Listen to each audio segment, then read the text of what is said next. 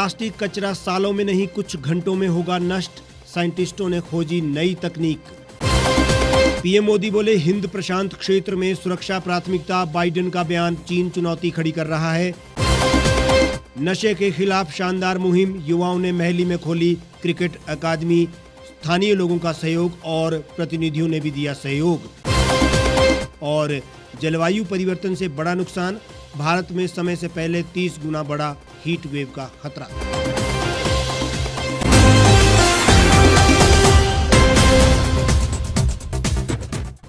नमस्कार, स्वागत है आपका द रीव टाइम्स न्यूज चैनल में। आपके साथ मैं हेमराज चौहान। और अब खबरों का सिलसिला शुरू करते हैं। आमतौर पर प्लास्टिक को प्राकृतिक रूप से नष्ट होने में सैकड़ों साल लगते हैं, लेकिन जर्मनी के वैज्ञानिकों ने अब एक अत्यधिक प्रभावशाली एंजाइम की खोज की है जो रिकॉर्ड समय में प्लास्टिक के कंपोनेंट्स को तोड़ देता है। दुनिया भर में प्लास्टिक प्रदूषण की गंभीर स्थिति को देखते हुए इस खोज को गेम चेंजर के रूप में देखा जा रहा है। एंजाइम, जिसे पॉलिएस्टर हाइड्रोलेस कहा जाता है, को हाल ही में जर्मनी के एक कब्रिस्तान में खाद को अवशोषित करते हुए पाया गया था। जर्मन वैज्ञानिकों ने पाया कि नया पाया गया PHL7 LLC की तुलना में कम से कम 2 गुना तेज है। इसको लेकर अब रिजल्ट वैज्ञानिक पत्रिका में प्रकाशित किए गए हैं। जर्मनी के लिप्जिग यूनिवर्सिटी के माइक्रोबायोलॉजिस्ट वोल्फगैंग जिमरमन ने कहा कि ये एंजाइम 16 घंटे से भी कम समय में पॉलीइथाइलिन टेरेप्थलेट को 90% तक विघटित करने में सक्षम है। यह वैकल्पिक ऊर्जा बचत, प्लास्टिक रिसाइकलिंग प्रक्रियाओं को स्थापित करने में महत्वपूर्ण योगदान दे सकता है। ऐसे में वैज्ञानिकों का मानना है कि इस एंजाइम की मदद से प्लास्टिक संकट को जल्द ही दूर किया जा सकेगा। अब तक प्लास्टिक को समाप्त करने के लिए रिसाइकलिंग ही एक तरीका हुआ करता था। हालांकि इससे महज प्लास्टिक कचरे का 10% हिस्सा ही रिसाइकल हो पाता था। जापान में क्वाड समिट में बोलते हुए पीएम मोदी ने कहा कि क्वाड की सफलता के पीछे सभी सहयोगी देशों की निष्ठा है। कोरोना के समय हम सब ने मिलकर सप्लाई चेन के जरिए इससे निपटने का प्रयास किया।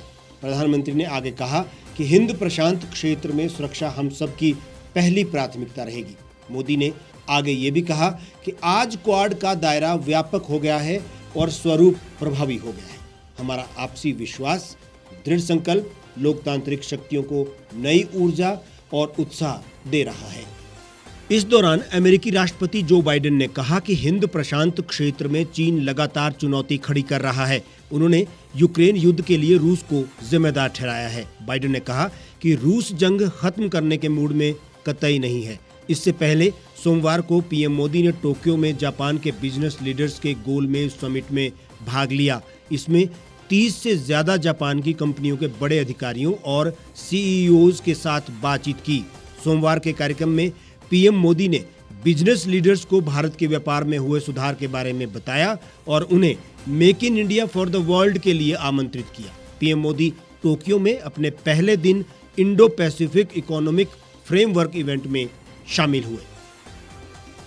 पीएम मोदी ने जापान दौरे पर ऑटोमोबाइल दिग्गज सुजुकी मोटर कॉरपोरेशन के एडवाइजर ओसामू सुजुकी से मुलाकात की। उसके बाद सॉफ्ट बैंक ग्रुप कॉरपोरेशन के बोर्ड निदेशक मासायोशी सोन से भी मुलाकात की। दोनों ने भारत में निवेश, नवाचार और मैन्युफैक्चरिंग के मुद्दों पर चर्चा भी की। युवा आज पढ़ाई और भविष्य की चिंता के कारण स्ट्रेस में आता जा रहा है। ऐसे में तन मन की स्वस्थता के लिए खेल महत्वपूर्ण भूमिका निभाता है। महली शिमला में भी युवाओं ने ऐसा ही एक सराहनीय प्रयास किया है। यहाँ युवाओं को नशे की गिरफ्त से बाहर लाने और मानसिक और शारीरिक स्वास्थ्य प्राप्त करने के उद्देश्य से क्रिकेट अकादमी खोली गई है। इसके लिए स्थानीय युवक मंडल महली ने काबिल तारीफ प्रयास किए और अंततः एक क्रिकेट अकादमी खोलकर अच्छा संदेश दिया है। इस प्रयास में स्थानीय प्रधान, उप प्रधान और स्थानीय निवासियों का भी महत्वपूर्ण योगदान रहा। बहुत बहुत आभारी हम आप लोगों के। सबसे पहले मैं काकू भाई का, चाचा जी का, चिन्नू भाई का तहे दिल से मैं अपना खुद की तरफ से और अपनी टीम की तरफ से बहुत बहुत धन्यवाद करते हैं। जो हमने प्रोजेक्ट सोचा था उसमें हम उसको पूरा करने के लिए आज सक्सेसफुल हुए हैं। बाकी टिट्टू भाई का इसमें बहुत ज़्यादा योगदान था हमारे लिए। जो मतलब जैसे भी इनकी मॉनेटरी हेल्प, हमारे को फाइनेंशियल, एक इन्होंने फिजिकल हेल्प काफ़ी ज़्यादा हमारे को इस चीज़ में हेल्प की है।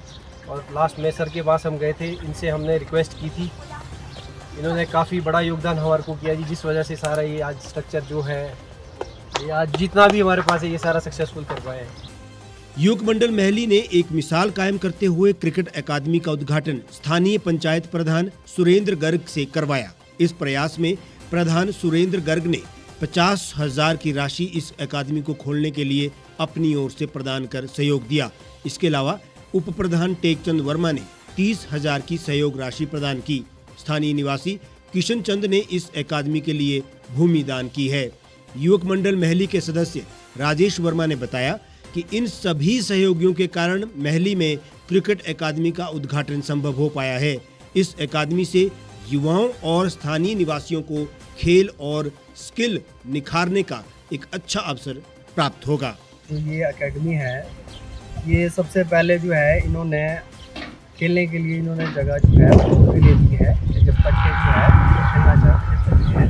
और दूसरा उसके बाद हमारे प्रधान जी श्री सुरेंद्र गर्ग जी और हमारे उप प्रधान श्री टेकचंद वर्मा जी, उन्होंने इसमें बढ़ चढ़ के जो है सहयोग किया और हमने इनके पास 50,000 की डिमांड रखी थी, जो प्रधान जी ने अपने पर्सनल अकाउंट से जो है हमारे को चेक दिया और टेकचंद वर्मा जी ने हमारे को इसमें 30,000 रुपये की मदद करी और इन्हीं के सौजन्य से आज जो है ये क्रिकेट एकेडमी का जो एक सोच थी महली में वो आज संभव हो पाई है और हम आपके माध्यम से इनका बहुत बहुत धन्यवाद करना चाहते हैं। इधर स्थानीय पंचायत प्रधान सुरेंद्र गर्ग ने कहा कि यहाँ के युवा जागरूक हैं और बड़े दिनों से इस मांग को लेकर उनके पास भी आए थे। उनसे जो संभव हो पाया वो सहयोग किया है और आज यह अकादमी युवाओं के लिए समर्पित की गई है। उन्होंने युवक मंडल के प्रयासों को सराहनीय बताया। आजकल के व्यस्तम समय में जिस तरह से बच्चों को आजकल दिन रात पढ़ाई करने पड़ती है, तो पढ़ाई के साथ साथ उनका मानसिक और शारीरिक विकास के लिए खेल बहुत ज़रूरी है। तो यहाँ के जो युवा साथी युवक मंडल है, इन्होंने एक बहुत अच्छा प्रयास किया है यहाँ पे क्रिकेट एकेडमी खोल के। मेरे से भी मिले, मेरे से भी जिस तरह से मुझसे बन पाया मैंने भी इनकी मदद की। यहाँ के जो स्थानीय निवासी है श्री किशन चंद जी, इन्होंने भी अपनी यहाँ बहुमूल्य जो ज़मीन है इन्होंने इस एकेडमी के लिए दी और मेरे साथी मेरे छोटे भाई हमारे टेकचंद वर्मा जी मेरे साथ वाइस प्रधान है, इन्होंने भी यहाँ पे इस एकेडमी को खोलने के लिए अपने तरफ से आर्थिक सहायता इनकी की और जिस तरह से भी इनसे कुछ बन पाया इन्होंने इनकी काफ़ी मदद की। और ये बधाई के पात्र हैं यहाँ के स्थानीय निवासी कि इन्होंने यहाँ आजकल के इस समय में जो आजकल का युवा साथी युवा पीढ़ी है वो नशे की तरफ जा रही है, तो ये एक बहुत अच्छी पहल है हमारे समाज के लिए, ताकि बच्चों का चहुमुखी विकास हो सके और बौद्धिक विकास हो सके और बच्चे पढ़ाई के साथ साथ खेलों में भी रुचि रखें ताकि उनका हर तरह से विकास हो सके। युवाओं में जोश और जज्बा तो होता ही है, जरूरत है उसे सही दिशा देने की। युवा आज बेरोजगारी और जिम्मेवारी के बोझ तले चिंता से घिरा रहता है और उसे ऐसी स्थिति में नशा अपनी ओर आकर्षित करता है। इस प्रकार के खेलों से जुड़े प्रयास उन्हें पथ भ्रष्ट होने से बचाते हैं और कामयाब भी बनाते हैं।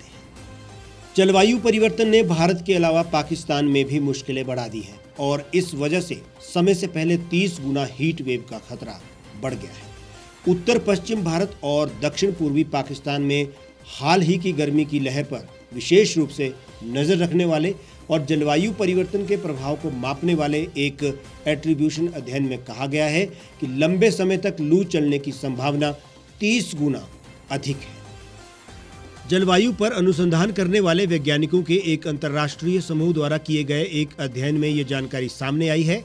विश्लेषण के अनुसार भारत और पाकिस्तान में लंबे समय से हीट वेव चल रही है, जिसने व्यापक मानव पीड़ा और वैश्विक गेहूं की आपूर्ति को प्रभावित किया है। मानव जनित जलवायु परिवर्तन के कारण होने की संभावना लगभग 30 गुना अधिक थी। Bharat, Pakistan, Netherlands, France, Switzerland, New Zealand, Denmark, USA और यूके के वैज्ञानिकों ने यह आकलन करने के लिए सहयोग किया कि मानव प्रेरित जलवायु परिवर्तन से इस एट्रीब्यूशन अध्ययन में हीट वेव की संभावना और तीव्रता को किस हद तक बदल दिया। यूके मेट ऑफिस ने बदले में भारत और पाकिस्तान में अप्रैल मई के तापमान के 2010 के रिकॉर्ड को तोड़ने की संभावना जताई है।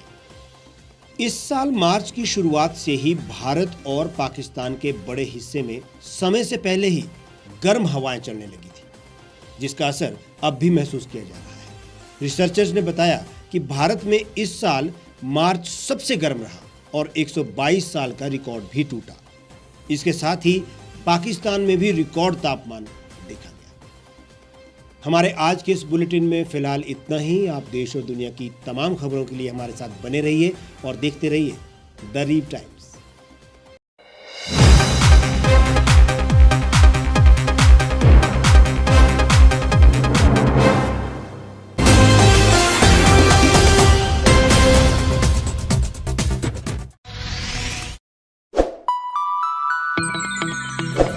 खबरों में बने रहने के लिए सब्सक्राइब करें द रीव टाइम्स, लाइक और शेयर करना ना भूलें।